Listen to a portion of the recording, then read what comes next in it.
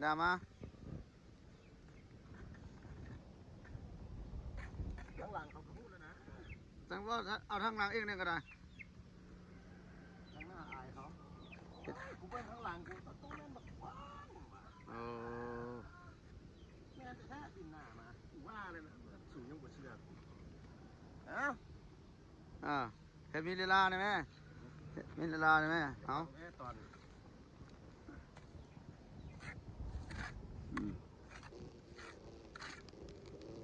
บุเฮ็ดที่อันแบบคือเขาอันเฮ็ดเรียกภาษาอะไรเงี้ยให้จองนึงหรอกอ้าวนั่นก็เฮ็ดมีลีลาเฮ็ดเสื้อใจสร้างได้นะแม่นบ่แล้วในงานโอหรืองานอันนั่นไหนเดี๋ยวนี้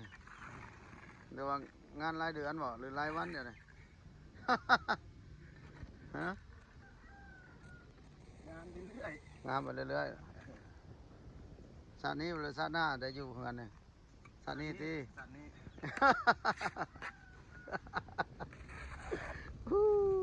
โอ้คักเสื้อใจสร้างได้บนว่าสีมือดีฉันแบบว่าฮับเมาอะไรเฮ็ดไว้หัวฉันแต่ว่าเฮ็ดแบบรายวันแล้วสิอยากช้าเพิ่นว่าอันนี้เพิ่นฮับเมาได้ยังไงอยู่ได้ภายในชาตินี้แล้ววะบ่เฮิงศาสนาพุทธชูเพราะว่าจะสิเป็นอย่าง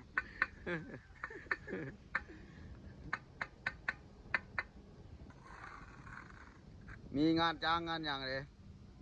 ฮับบ่เดี๋ยวนี้บ่ฮับช่วงนี้งานเต็มเนาะงานรถมือกินข้าวว่าเจ้าเป็นโสดแม่นหรือเปล่าแม่น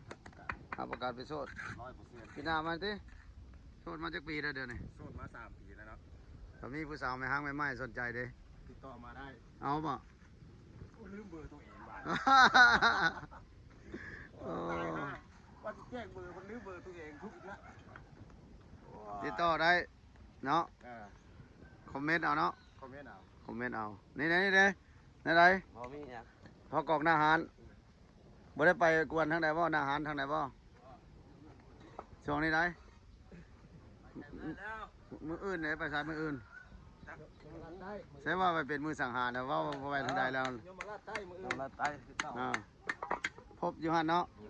ประจำเป็นพ่อกองนะฮันเนาะเป็นมือสังหารอยู่มือสังหารกระแสงสั้นล่ะนั่นบุญบ่บุญยังบุญแจกเนาะครับ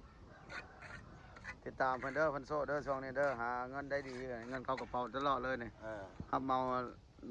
เดือนนึงนี่ได้อยู่4-5 หลังเฮือนเพิ่นเฮ็ดแล้วนี่ก็เข้ากระเป๋าตลอดก็ประมาณ7-80 ล้านต่อเดือนเนาะแม่นล่ะวะเอาครับเมาเฮือนมันได้หลายหลังเลยแต่ละเดือนเลยสร้างก่อนี่มันบ่คือได้แบบสร้างทั่วไปเลยมันได้หลายเลยฮักเมาแต่บ่ได้เฮ็ดเนาะ